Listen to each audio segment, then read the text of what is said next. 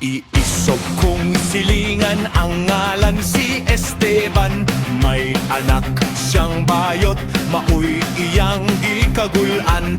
Gilatos niyag panton, apan bayot lang gihapon. Naupos iyang pasensya, kay dili madisiplina. Gisulod niya sa army aron gayud man lalaki. Gipangunit sa granada, masinggan ug pistola. Ang bayot ni Baliban, batuta ang gusto niya. Mga sundalo natakdan, nangabayot silang tanan. May teryente nga botot, mi mandar na himuot. Mga sundalo nagmarchat, pakimbot-kimbot ang sampot.